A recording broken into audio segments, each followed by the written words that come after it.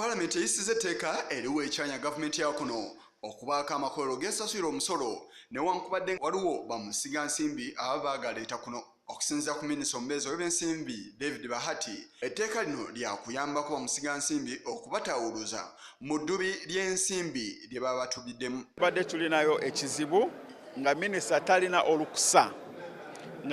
olukusa ogw'okusasulira emisolo companies zino eziri strategic nga tetulina nga handi zaffe ziri tight.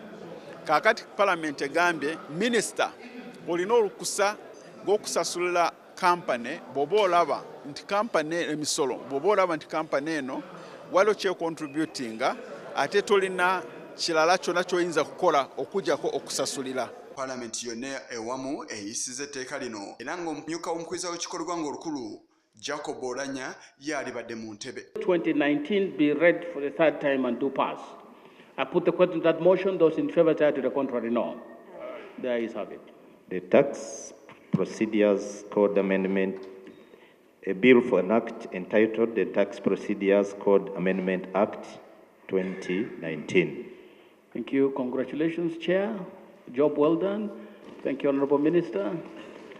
Etteeka lino eriyisiddwa omukulembeze w'eggwanga yasigadde okulissaako omukono. Etteeka lyerimu likoze n'ennongosereza mu nsimbi eziteekeddwa okuweebwa omuntu yenna abaagulizaako gavumenti ku bubbi bw'ensimbi obuba bukolebwa omuntu yenna, era nga zino ziteereddwa ku bitundu 5 ku buli 100 ku nsimbi ezinaaba zitaakiriziddwa.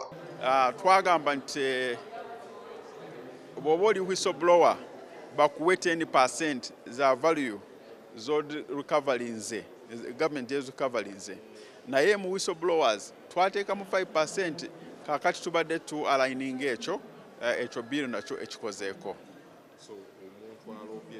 Kati omuntu aloopeeyo omuntu awo aba afuna 5%. Bw'oloopayo omuntu kyetuba tugamba nti bano abaagala kuloopa muloope abantu tulabe nti ebintu tubikola ki tubirikavalinga. Mu ngeri emu n'etteeka erirambika enzirukanya awamu n'enkyusakyusa y'ensimbi ku masimu nayo agyogeddeko engeri ekiri nti obudde bwe yali asuubiriza okuba nga zireetebwa libadde lyaggwako.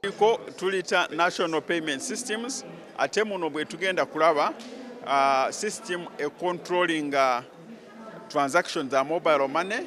Waliwo ensonga kati bw'oba oteeka essente ku mobile money n'ogenda nga toliiwo oba line nebeera n'ogiluzinga awo ofunamu obuzibu okuzirikavalinga. Kakati twagala kusimusoninga tutereeze egyo nsonga ate Kigongo ku lwa Channel 44 Oliguro.